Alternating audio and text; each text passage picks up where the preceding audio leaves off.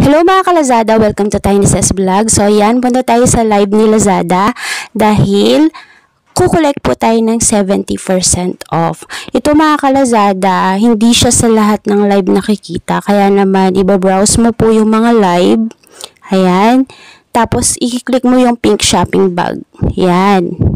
There are times, 2 beses kang pwedeng mag-collect niyan. And then, magagamit mo lang po siya sa mga items na nasa pink shopping bag.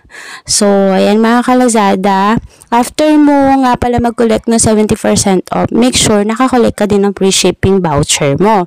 Ayan, para makaless ka man ng 70%, hindi ka na magbabayad ng shipping. So, yan. Dahil nga sa pink shopping bag tayo, pwedeng bumili. Dun lang applicable yung 70% off. Ayan. Kung wala naman po yung item na gusto mo, pwede mo po siyang ipa-add sa seller. Ayan. I-chat mo yung seller. Ayan. Depende po dun sa sasabihin niya sa'yo. Ayan. Maririnig niyo po siya kung ipipin niya or ipapasend niya sa Facebook page niya. So, yan. Meron mga mababait na, live streamer. Ayan, ipinipin po nila agad. Or, pwede mong hanapin sa pink shopping bag. Ayan, para mas madali mo naman mahanap, ipapin mo doon sa live streamer. Ayan, maghanap ka lang ng mabait na live streamer. So, yan. Try natin yung 70% off. So, ayan, makikita nyo po dyan, yung spam niya is 31 pesos na lang. So, see, less 70, tapos free shipping na siya. Pwede ka pang gumamit ng coins. So, ganun po siya katipid.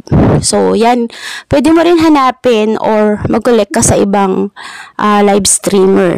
Ayan, and then hanap ka dun sa pink shopping bag nila ng gusto mong item. Pag wala, pa-add mo rin sa kanila. And may comment section po dyan, kaya pwede mo silang makausap. So, yan, collect ka dyan. And then, ito nga po yung mga na-check out ko na. Usually, 11:30 to 1 p.m. po yung voucher lumalabas. Kaya dapat, ayan, lagi ka na-check sa live stream. Usually din, tuwing sale po siya lumalabas. So, yan mga ka-Lazada. I hope natuto po kayo. That's it for today. Have a great